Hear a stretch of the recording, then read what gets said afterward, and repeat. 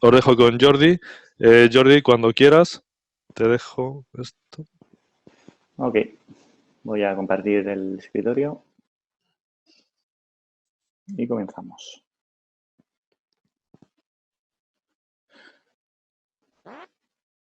Bien, buenos días a todos y gracias a Comunicaciones Reunidas y en concreto a Carlos por dejarme este ratito compartir con vosotros una serie de soluciones / recomendaciones a realizar en proyectos de wireless, sobre todo lo quiero enfocar en entornos de comunicaciones unificadas, ya que los dos entornos, el entorno wireless como entorno de comunicaciones unificadas o telefonía, son entornos en los que tienen unas características muy concretas y que también se deben cubrir con unas necesidades muy específicas de estos entornos.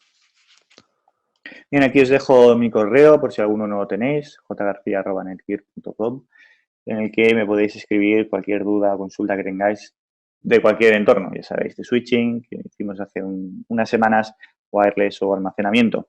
Bien, vamos a empezar. Vamos a hablar, antes de ponernos a hablar de soluciones, sí que queremos poner en contexto dónde nos encontramos, y nos encontramos en un entorno wireless inalámbrico, que es el aire, es un entorno pues que es compartido por todos, es compartido por múltiples también dispositivos que se comunican a través de este mismo medio, el aire. De forma que ya no estamos en un medio tan, digamos, cómodo como sería el cable, como el que estamos acostumbrados, sobre todo hablando de telefonía, telefonía con un cable. Aquí sabemos que nadie nos va a interferir en el punto desde el teléfono, el micro, hasta el destino. Bien, luego hablaremos del roaming. El roaming, como sabéis, es el movimiento de un cliente, de un dispositivo, desde diferentes áreas de cobertura, formada por varios puntos de acceso y, por tanto, sobre todo, es muy importante tenerlo en cuenta cuando hablamos de entornos de movilidad, y en este caso la telefonía wireless, su sentido es para darle movilidad al usuario. Bien, hablaremos de diseño, características o conceptos de diseño a tener en cuenta e infraestructura wireless que proponemos.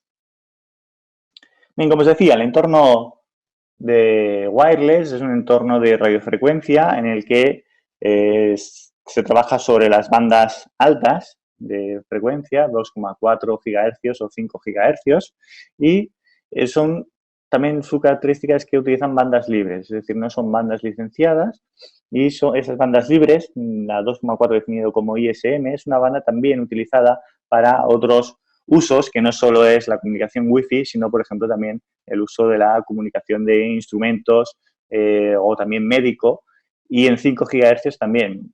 Esa banda es utilizada habitualmente para la emisión de audio y vídeo de forma inalámbrica, o bien también utilizada por los propios sistemas de radar o sistemas de meteorología. Por lo que son bandas compartidas por otros elementos totalmente ajenos a nosotros y que debemos tener en cuenta. Bien, cuando hablamos de radiofrecuencia, la emisión de wireless se envía a través de canales.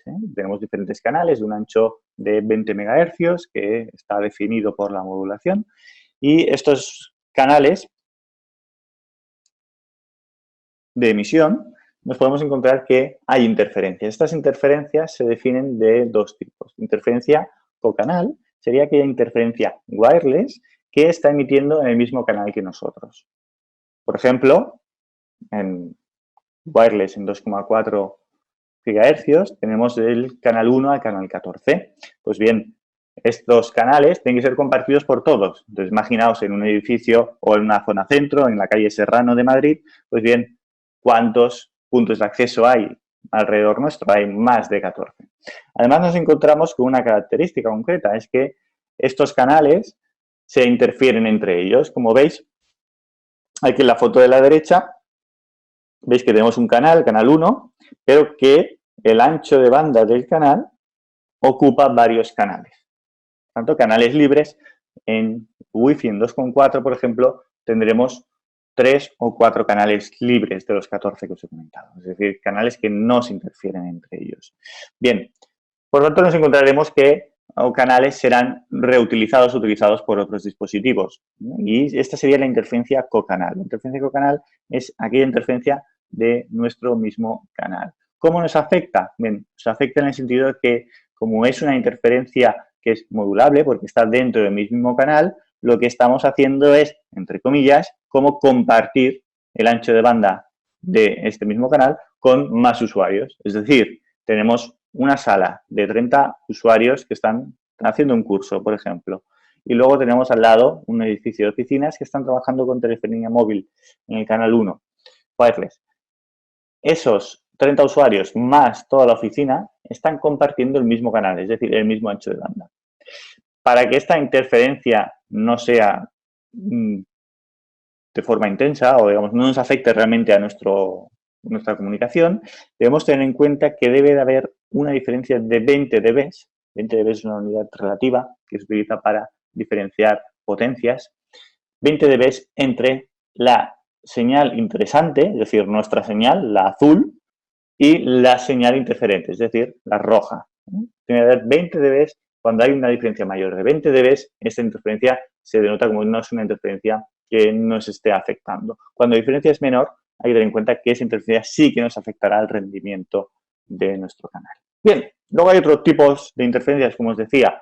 Aquí se ve más claro cómo tenemos varios canales y que cada canal, o el ancho de banda de cada canal, ocupa, pues, fijaos las dimensiones de varios de los canales. Imaginaos, estamos utilizando el canal 1 y el canal 2.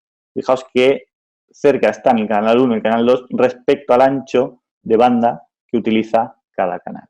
Por tanto, se define también otra interferencia que es la interferencia de canal vecino. La interferencia de canal vecino es cuando encontramos que un punto de acceso está emitiendo en el canal 1 y otro punto de acceso, puede ser no nuestro, puede ser de alguien ajeno a la compañía o la red, está emitiendo en el canal 2. ¿Qué nos encontramos? Pues bien, esta interferencia, como veis, nos afecta en gran medida, ¿de acuerdo? Y por otro lado, nos encontramos que es una interferencia no modulable, es decir, se define como ruido. Es como si tuviésemos ruido. ¿Cuál es nuestro principal objetivo? En primer lugar, por nuestra parte, es utilizar siempre los canales ortogonales. Aquellos canales ortogonales son aquellos canales definidos que no se tiene interferencia entre ellos. ¿Cuáles son estos? Pues bien, hay dos bandas, o digamos, dos selecciones en Estados Unidos, que serían lo más habitual, lo que solemos encontrarnos, que es el 1, el 6 y el 11, pero también en España, o en Europa más bien, porque tenemos un canal más, podemos utilizar el 1, el 5, el 9 y el 13. Es decir, tendríamos un canal más. Pero esto ojo, si escogemos utilizar los canales ortogonales europeos, tenemos que tener en cuenta qué tenemos alrededor nuestro. Porque si alrededor nuestro tenemos emisores que están utilizando la norma americana, es decir, la norma de utilizar el 1, 6 y 11, que son los más habituales, es decir, todos, para que nos entendamos, todos los routers de operador utilizan esos canales 1, 6 y 11. ¿Qué ocurrirá? Que si nosotros utilizamos el 5, el 9 y el 13, todos los canales o todos los emisores que están alrededor nuestro serán emisores que se encuentran en interferencia de canal vecino. Entonces, en interferencia de canal vecino, ¿qué nos pasa? Que no podemos demodular esa información, por tanto la vemos como ruido. La afectación será muy superior a no tener interferencia cocanal. Por tanto, ¿qué es más recomendable? ¿Interferencia cocanal o interferencia de canal vecino? Pues bueno, en el peor de los casos, en el caso en que no tengamos elección, que es una interferencia alta, es preferible que sea cocanal que no a interferencia de canal vecino. Siempre y cuando, evidentemente, no tengamos un canal libre. Y aquí ocurre la misma norma. La norma de los 20 dB también se mantiene en este tipo de interferencia. Bien, luego por otro lado tenemos otro tipo de interferencias que son, como os decía, son canales no licenciados, canales libres y que pueden ser utilizados por cualquier sistema de comunicación inalámbrica, de investigación, de sistema médico, de audio, de vídeo, es decir, es abierto. Por lo tanto, podemos encontrar cualquier emisor que no sea Wi-Fi. En este caso, cuando son emisores no Wi-Fi, es difícil de detectar si no se tiene un analizador de espectros y, por otro lado, también los dispositivos finales lo ven como un ruido. Y estas señales no Wi-Fi o no 802.11 utilizan además diferentes sistemas de modulación y pueden llegar a utilizar sistemas de modulación como el Frequency Hopping Spread Spectrum, el que utilizaba inicialmente 802.11. Pues bien, este sistema de modulación, que es de saltos de frecuencia, lo que hace es que son sistemas de un ancho de banda muy grande. Fijaos aquí en la imagen como vemos que una interferencia nos puede ocupar varios canales, en este caso el 1 un poco, el 6 y el 11 completamente. De forma que debemos evitar este tipo de interferencias. ¿Cómo localizarlo? Como os digo, un analizador de espectros no es fácil, no con un simple PC y una tarjeta Wi-Fi no lo podemos ver. ¿Por qué? Porque es señal no Wi-Fi, por tanto no lo vas a detectar, pero sí que vas a detectar que, por ejemplo, hay cortes en la llamada, hay pérdida de calidad en la voz cuando ocurren en ciertos momentos, pues bueno, en algún momento concreto. ¿Esto por qué se puede dar? Pues imaginaos, en este caso es una interferencia de microondas, un microondas mal aislado, trabaja también la banda 2,4 GHz, pues también nos afectaría, pero algo más no tan, vamos a decir, lo normal sería que un microondas está bien aislado, pero un sistema, por ejemplo, de monitorización o un sistema de audio inalámbrico utilizan canales 2,4 y 5 y nos pueden afectar en el sentido de que dejar de funcionar completamente las comunicaciones. Cuando se detecta este tipo de problemas, habría que cambiar o bien de canal o bien cambiar de banda. Bien, por otro lado, tenemos, aparte de las interferencias, tenemos otro problema que antes no teníamos. Antes utilizamos un cable, utilizamos un medio, que es el cobre, y el cobre, pues bueno, limitaciones por dentro de distancias debido a sus bajas pérdidas. Pero en cambio, con el aire tenemos un problema más añadido, aparte de las interferencias, que son las atenuaciones. No vivimos en un mundo totalmente libre, sino vivimos en un mundo en el que hay paredes, en el que hay cristal, en el que hay metal, en el que hay un ascensor, en el que hay unas escaleras, en el que hay los mismos humanos, pero incluso el propio aire ya genera una atenuación con la señal, que es la que denominamos Free Space Path Loss, es decir, la pérdida por espacio libre. La pérdida por espacio libre es la atenuación que se provoca posiblemente por ser una onda tridimensional, una onda electromagnética y de forma sinusoidal, esta misma forma de onda haga que pierda potencia con el espacio, es decir, a través del propio aire. Hay que tener en cuenta que esta pérdida de potencia, esta atenuación, es directamente proporcional a la banda de frecuencias. Por tanto, una banda de frecuencias de 5 GHz nos llegará menos lejos que una banda de 2,4 GHz. Bien, pero normalmente no nos encontramos, el mayor de nuestros problemas no es esto sería para enlaces punto a punto y demás, pero en este caso el mayor de nuestros problemas va a ser los obstáculos que tengamos pues, en el entorno, normalmente de interior y en el que, como os digo, tenemos sillas, tenemos paredes, tenemos ventanas, tenemos puertas de metal, tenemos paredes que son de hormigón, otras que son de pladur y cada uno de ellos tiene una atenuación diferente. Estas atenuaciones, por suerte, están estudiadas, están analizadas, es decir, sabemos cuánto atenúa aproximadamente una pared de hormigón o bien una pared de ladrillo, una ventana, una persona humana, una mesa, un mobiliario. Esto está definido. Por tanto, podemos realizar un estudio, que ahora veremos lo que es este estudio, para poder determinar cuál es esta atenuación y la señal hasta dónde llegaría.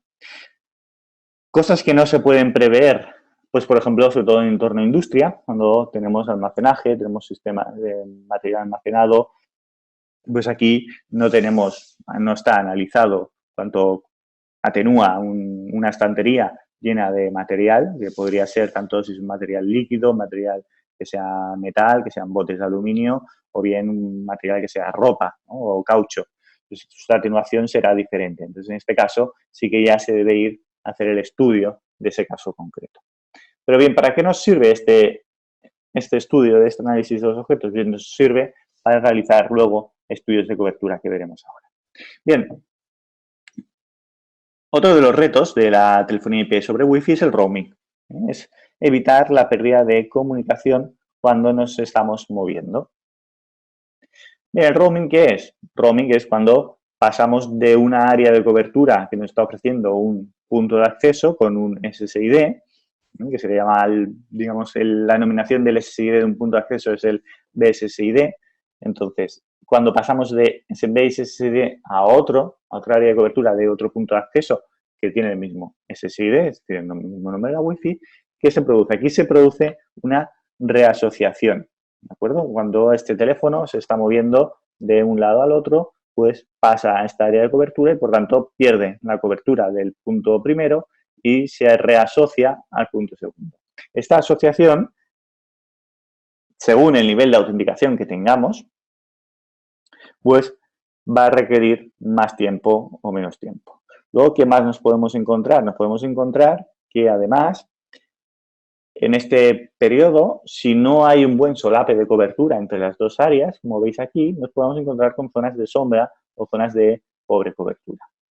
O bien, también nos podemos encontrar con el efecto de que el terminal se quede enganchado a la cobertura del punto de acceso cuando su cobertura es débil y no se conecte al punto de acceso que tiene con buena cobertura.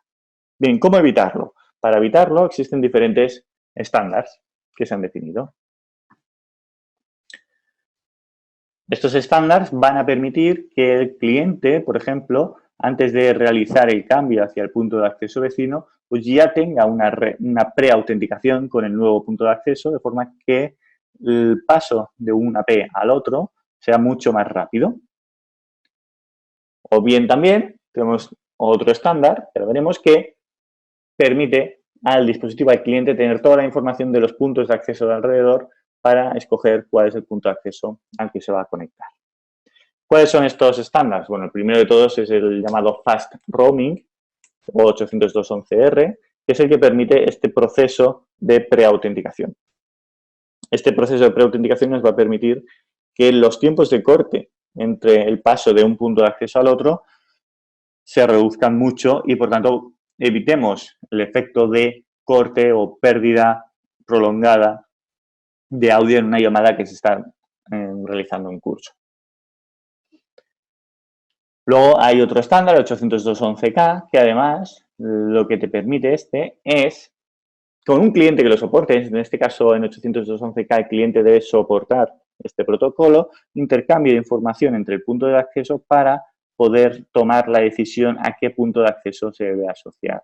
Con este, sobre todo 802.11k, lo que evitamos es el efecto sticky, es decir, que el efecto de que el cliente, en este caso el teléfono, se quede enganchado a un punto de acceso con cobertura pobre y no se vuelva a asociar al punto de acceso que tiene con mejor cobertura. En este caso, el cliente es capaz de realizar esa función de forma automática. Bien, vamos a ver el efecto, por ejemplo, de tener el roaming o no tener el roaming. En este caso, vemos en unas, digamos, en estas dos pantallas que vemos. Vemos, por un lado, en la parte izquierda, un ping que se está realizando cada 50 segundos, milisegundos, perdón. Y en otro lado, ¿qué tenemos? Tenemos la asociación, vemos como en un punto de acceso, pues se asocia de un punto de acceso al otro punto de acceso. Pues bien, vemos como si no tenemos 802.11r activo, cómo perdemos varios milisegundos la llamada. En cambio, cuando tenemos 802.11r, hay también esta pérdida porque el teléfono tiene un proceso de asociación, pero fijaos que esta pérdida es menor de 150 milisegundos, ¿vale? Es casi no perceptible en una llamada, por ejemplo. Bien, a la hora de realizar un diseño de una red wireless para un entorno de telefonía, Wi-Fi o comunicaciones unificadas, ya hablamos también de vídeo hoy en día.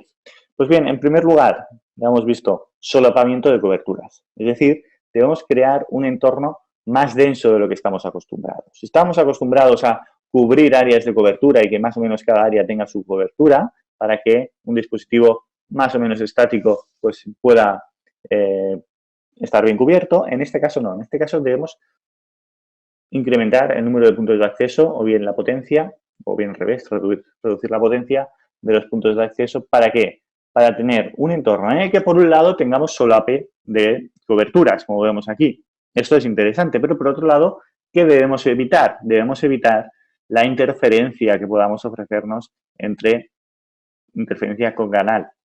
Aquí, por ejemplo, estamos utilizando 3 canales, el 1, el 11 y el 6. Hemos escogido el 6 como el punto de acceso del medio, el azul, y luego alrededor pues utilizamos el 1 y el 11 de forma alterna. Pero bien, aquí siempre tenemos esta diferencia de como mínimo 19 dBm o 20 dB entre una cobertura y la otra. Por otro lado, ¿qué vemos también? Vemos que es interesante que en el punto de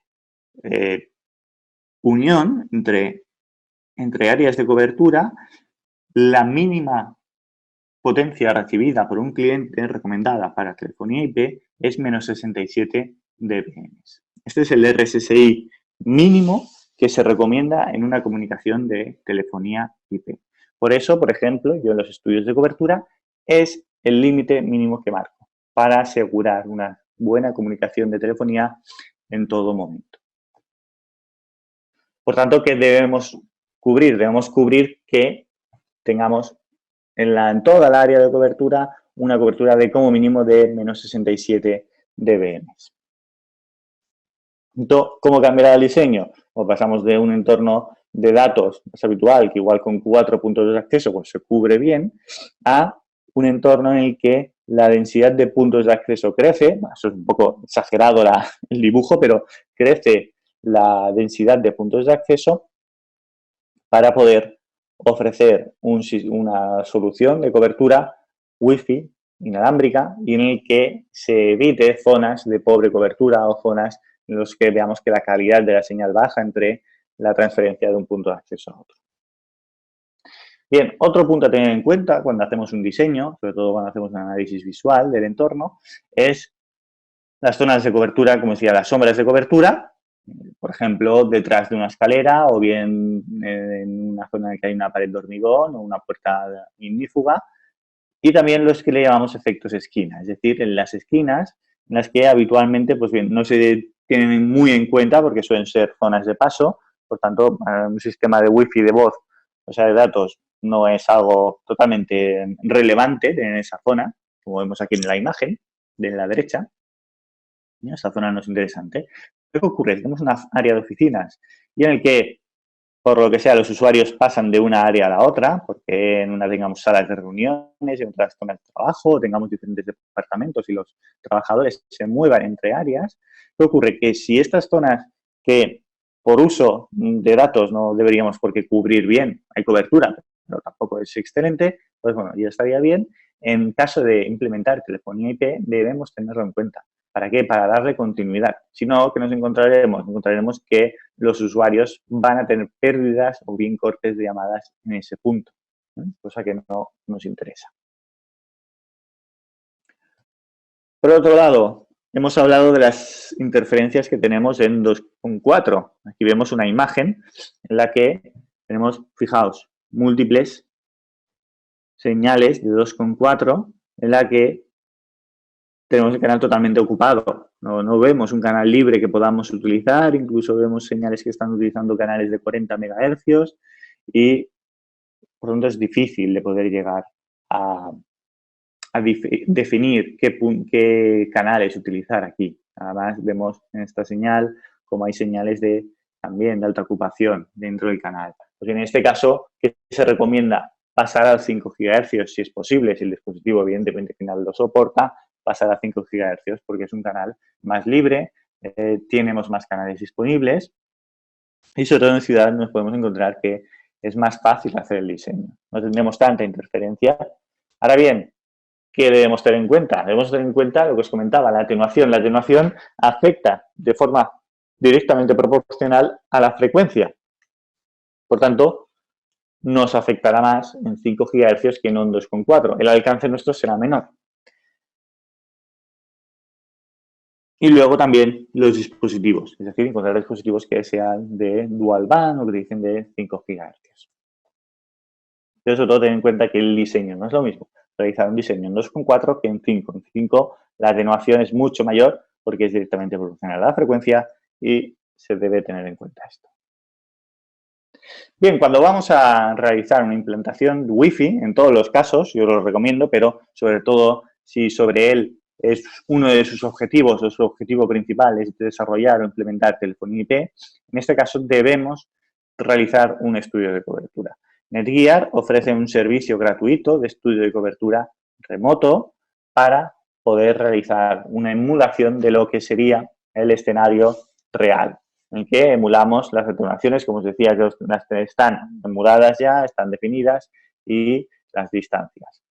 Hecho esto, ¿qué tenemos que tener en cuenta? Bueno, tenemos que tener en cuenta el tipo de dispositivos que se va a utilizar, cuántos de ellos, cuántos se van a utilizar de forma concurrente para poder crear en ese escenario que la calidad que estamos ofreciendo es óptima para el uso que se le va a dar a la Wi-Fi. Como os digo, no es lo mismo utilizar la Wi-Fi de un portátil que la de un teléfono smartphone o bien un teléfono inalámbrico de telefonía IP Wi-Fi.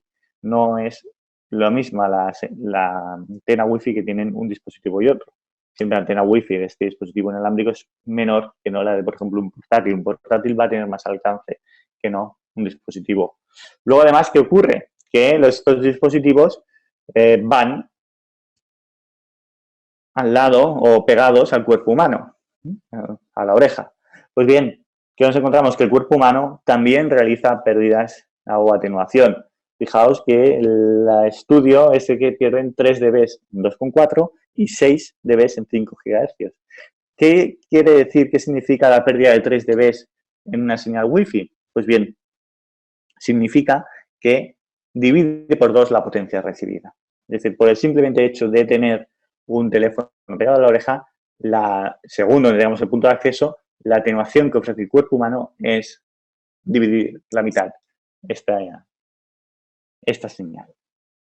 Por lo que es algo que también debemos tener en cuenta.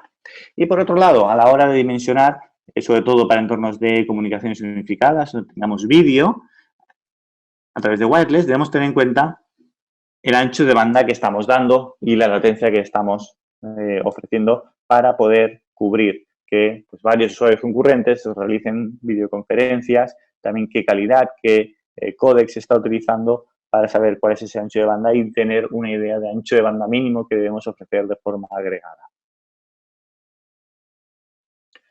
Bien, Netgear, dentro de sus soluciones, ofrece múltiples propuestas de infraestructura que veremos ahora, pero lo importante que es que en todas ellas permite habilitar las funciones que ayudan a implementar telefonía IP. Por un lado, implementa WMM. WMM es el sistema de ahorro de energía y calidad de servicio para dispositivos, pues, sobre todo, o bien de telefonía IP o bien de vídeo. La parte de Power Safe o de ahorro de energía es muy importante para soportar o para mejorar la vida de la batería de los dispositivos móviles. Muchos de estos dispositivos de telefonía inalámbrica disponen ya de sistemas de ahorro de energía a través de WMM Power Safe. Por tanto, implementarlo va a aumentar la vida de estos dispositivos. Bien. Nuestra propuesta de infraestructura wireless, ¿cuál es? Nuestra propuesta es una propuesta escalable que se adapta a múltiples dimensiones de la infraestructura a la que se va a implementar esta Wi-Fi, desde entornos pequeños, de menos de 100 usuarios, o bien tanto de escuelas, de residencias, pequeñas empresas o medianas empresas, luego ya escuelas mayores o colegios, universidades o zonas de gran uso, de gran empresa, pues cubrimos las necesidades de todos ellos. ¿Qué soluciones damos? Vamos desde una solución más sencilla hasta 200 usuarios en modo ensemble, que es un modo clusterizado de puntos de acceso, en el que un punto de acceso realiza las funciones de controlador virtual y gestiona hasta 10 puntos de acceso uno solo. Estos puntos de acceso son los 720 y 730, que veremos que están en promoción y que además nos permiten una gestión tanto del roaming como de 802.11k, 802.11r. Por tanto, es una solución segura para implementar en sistemas de telefonía IP. Luego, para soluciones más escalables, tenemos controladores que van escalando poquito a poco, desde hasta 15 APs, en el que ya viene incluido con licencia de 10 APs el WC7500. Todos nuestros controladores, evidentemente, incorporan sistemas de fast roaming para esa gestión de movilidad de los usuarios, es, digamos, lo más recomendable. Además, incorpora funciones como gestión de portal cautivo, como herramientas de planificación o de localización, heatmaps, y también balanceo de usuarios. Y además, otro punto interesante de estas soluciones es que todos son de garantía, tienen garantía de por vida.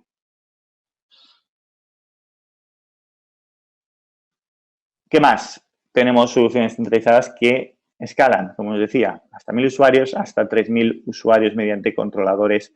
El 7600 soporta 50 puntos de acceso por cada uno de ellos y puede escalar a 150, y el 9500 soporta 200, llegando a los 600 APs. Por tanto, veis que tenemos sistemas que se adaptan desde pocos puntos de acceso con el sistema cluster con 802.11r, desde 2 puntos de acceso que ya soportan roaming, hasta los 600. Tenemos soluciones que encajan con cada escenario.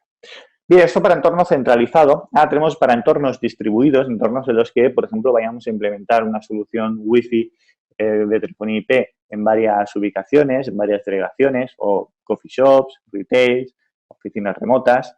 Pues aquí tenemos solución de Business Central, de cloud. Este sistema cloud va a permitir una gestión centralizada en la nube de todos los puntos de acceso y una configuración sencilla desde cualquier lugar. Sobre Business Central también podemos activar Fast Roaming y también 802.11k.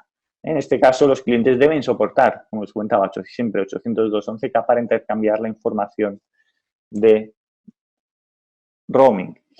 ¿Qué equipos lo soportan? Bien, casi bien todos ya del mercado, tanto en Apple como en Android como en Microsoft, soportan todos ya, o la mayoría de ellas soportan ya sistemas de roaming avanzados. Un poco más de detalle en el modo Ensemble. Es un clúster de hasta 10 puntos de acceso en el que un punto de acceso realiza las funciones de máster y este máster es el que va a gestionar el resto de APIs, tanto de configuraciones, de gestión dinámica de radiofrecuencias, de gestión de potencias automáticas y demás. Y también de 802.11k, como os indico, que está soportado. Bien, visto las soluciones, nuestra propuesta, también os quiero realizar una propuesta de promociones que tenemos disponibles en Wi-Fi, sobre todo en el centro en Wi-Fi y en Switch, en el que tenemos promoción en puntos de acceso 720 y 730, con soporte todos ellos de roaming, 1,2 gigabits por segundo el 720 y 1,7 gigabits por segundo el 3x3, el 730, en las que estos dos modelos nos permiten tanto gestión en modo Ensemble, en modo cloud y en modo controlador. Por tanto, este modelo lo podemos escoger para lo que queramos. Siempre para entornos profesionales, entornos de roaming, será nuestra solución. Luego, por otro lado, tenemos un modelo más económico, pero que en este caso el soporte de gestión centralizado está más limitado. Solo se permite o bien el uso en standalone o bien el uso de Insight, que es nuestra aplicación de gestión centralizada de puntos de acceso.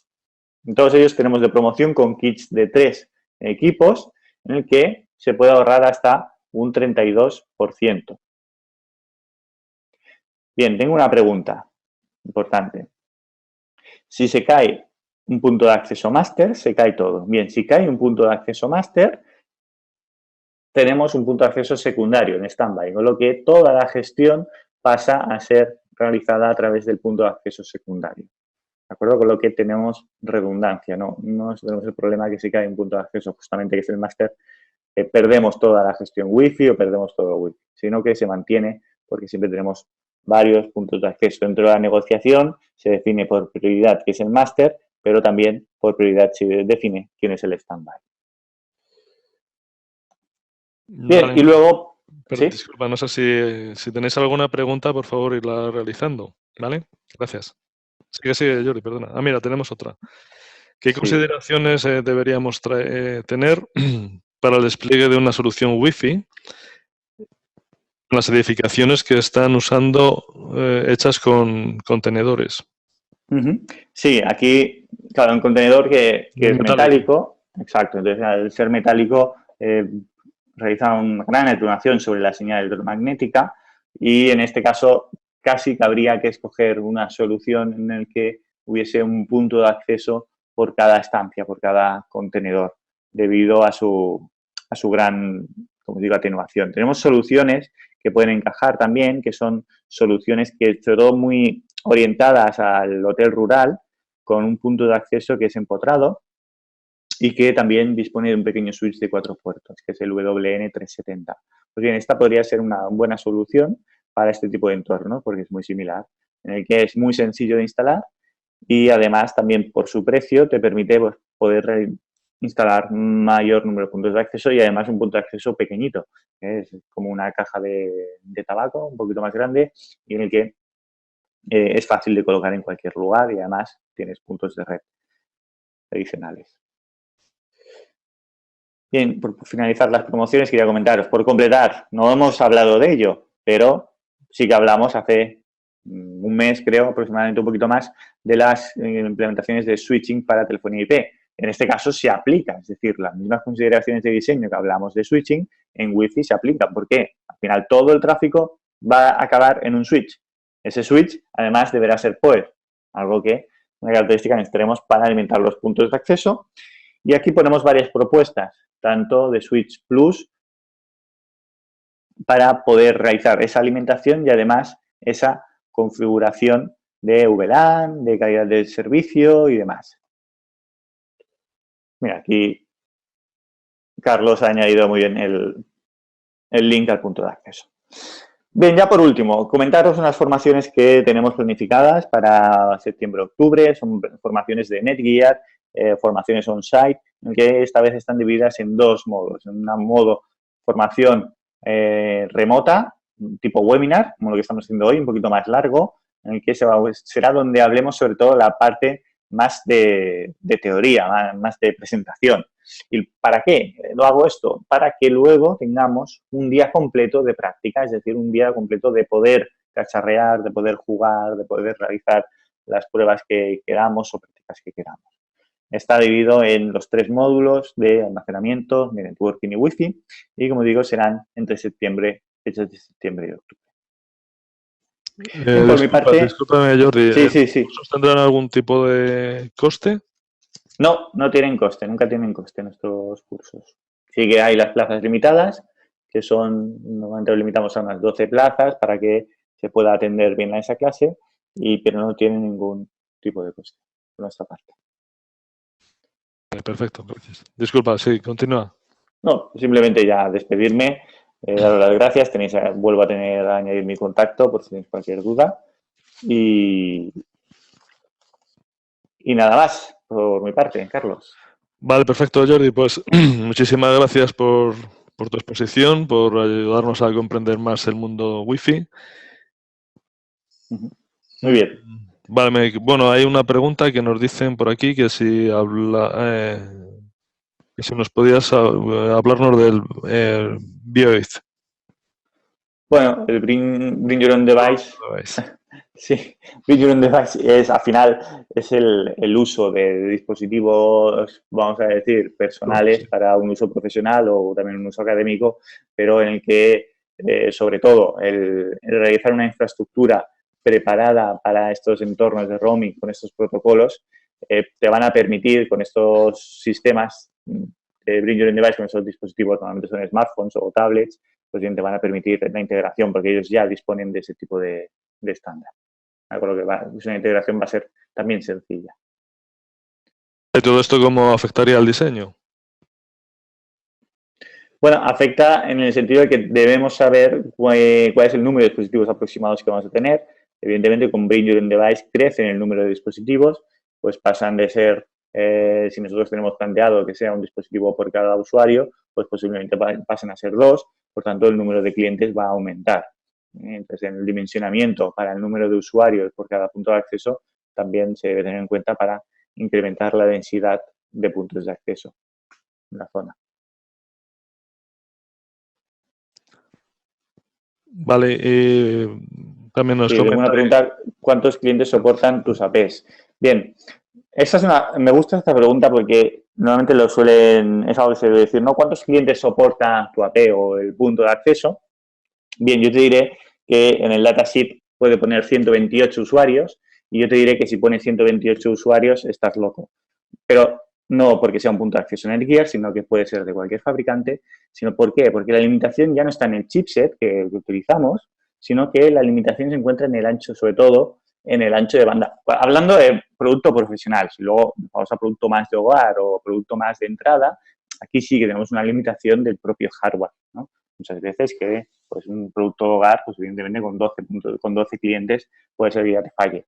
Pero un producto profesional, que bueno, nombramos que tenemos 128 usuarios por cada banda, es decir, 256, no hay ancho de banda suficiente para ello. ¿Por qué? Porque ese ancho de banda disponible se reduce mucho, por un lado, por las interferencias, por las atenuaciones, por los clientes lejanos, por el tráfico de control o por el tráfico que se utiliza de cabeceras y demás para el envío del tráfico real. Por tanto, un ancho de banda que definimos, antes hemos hablado de 1,2 gigabits por segundo, de una P, un 2x2 AC típico, pues bien, ese 1,2 se reduce muchísimo, se reduce incluso más de la mitad, debido a estos efectos.